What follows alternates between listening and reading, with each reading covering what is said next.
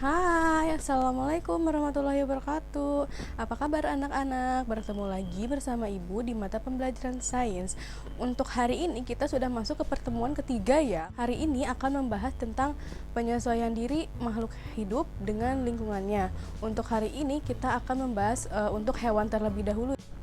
Nah, tujuan pembelajaran kita hari ini adalah kalian mampu mengetahui apa saja cara penyesuaian diri dari makhluk hidup ini, terutama untuk hewan.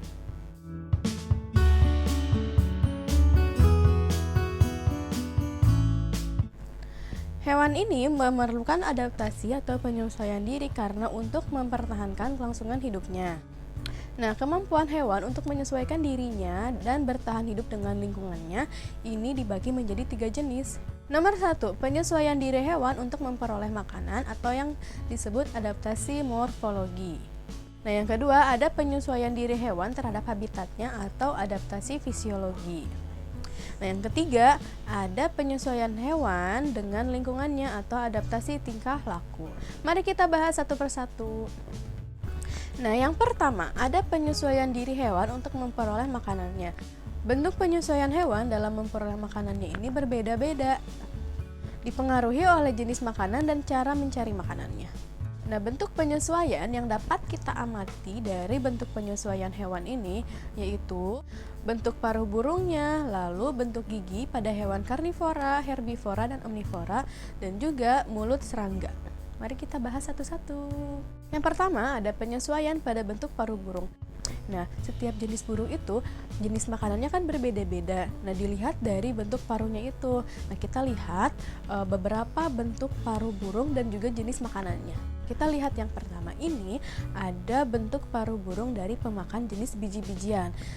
Cirinya itu adalah paruhnya pendek dan juga kuat. Nah, contoh dari hewan pemakan biji-bijian ini adalah burung pipit. Lalu yang kedua ini ada jenis burung pemakan daging. Jenis paruhnya itu kuat dan juga melengkung di ujungnya, jadi agak tajam gitu kan, karena untuk memangsa mangsanya. Terus contoh hewannya itu adalah burung elang. Lalu yang ketiga kita lihat di sini ada bebek. Bebek ini bentuk paruhnya itu seperti sudut karena untuk mencari makanan di lumpur atau di perairan akan lebih memudahkan bebek untuk mencari makanan. Lalu ini ada bentuk paruh burung dari pemakan serangga. Nah, paruhnya ini kuat, panjang, dan runcing. Nah, ini tuh untuk mencari serangga yang ada di kulit pohon atau di dalam pohon, di lubang pohon itu. Nah, ini agar memudahkan mereka juga mencari serangga di dalam pohon itu. Nah, contoh dari hewannya itu adalah burung pelatuk. Nah, lalu ada paruh burung dari burung kolibri. Nah, bentuk dari paruhnya ini adalah panjang dan juga runcing. Ini agar memudahkan burung tersebut untuk menghisap nektar. Lalu ada burung pelikan. Burung pelikan ini bisa dilihat ya, jenis paruhnya itu ada kantung di bawahnya. Nah, ini biasanya paruh tersebut dapat memakan ikan. Jadi jenis ini tuh untuk pemakan ikan kayak gitu. Oke, kita lanjut bahas yang kedua untuk bentuk gigi dari hewan. Nah, berdasarkan jenis makanannya, hewan ini bagi menjadi 3, ada karnivor, omnivor, dan juga herbivora. Nah, jenis makanannya juga ini pasti mempengaruhi bentuk dari giginya. Kita perhatikan di sini ada beberapa susunan gigi hewan dari karnivor, herbivor, dan juga omnivora. Nanti kalian bisa lihat perbedaannya itu dari mana dan bagaimana ya. Lalu yang ketiga ini ada penyesuaian bentuk mulut serangga. Jenis makanan tiap serangga ini pasti berbeda-beda karena dari mulut serangganya itu berbeda-beda juga.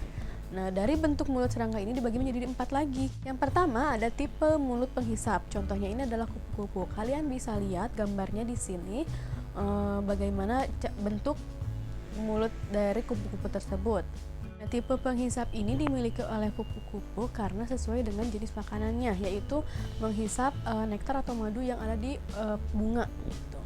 Yang kedua ada tipe mulut penjilat, contohnya itu pada lalat. Bisa dilihat di sini contoh bentuk dari mulut serangannya itu.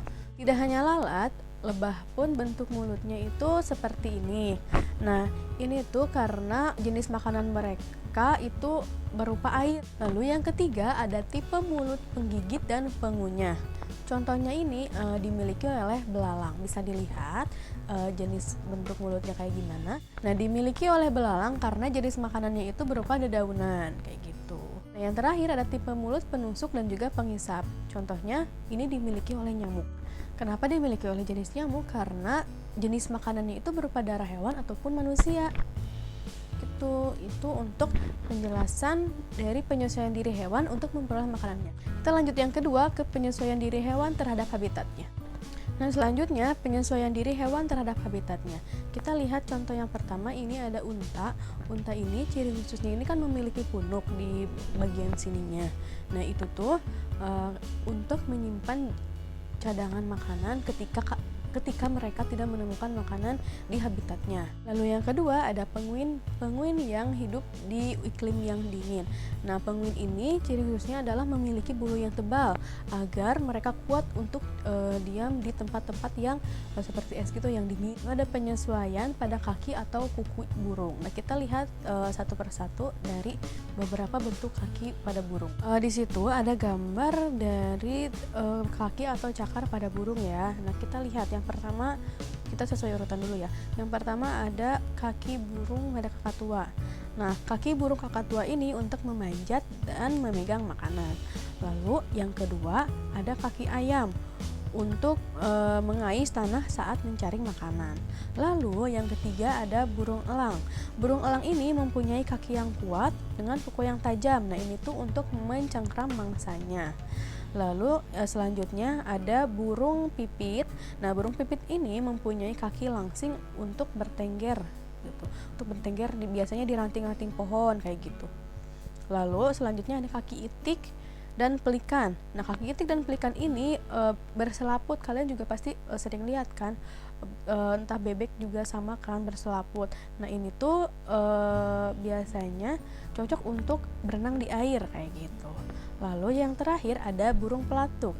Nah, burung pelatuk ini kan pandai memanjat ya, karena bentuk kakinya sesuai untuk memanjat. Seperti itu untuk penyesuaian dari bentuk kaki atau kuku burung. Lalu kalian sudah mendengar belum tentang ekolokasi pada hewan kelelawar atau lumba-lumba? Nah, ekolokasi ini adalah kemampuan hewan untuk menangkap gelombang suara ultrasonik yang dipantulkan. Contohnya itu kan pada kelelawar, lumba-lumba dan juga paus. Lalu yang terakhir ada penyesuaian diri hewan untuk melindungi dirinya sendiri. Kalian pasti sudah sering melihat bunglon itu bisa berubah warna kan? Nah, itu tuh karena dia melindungi dirinya dari musuhnya. Dia mampu mengubah warna sesuai dengan dia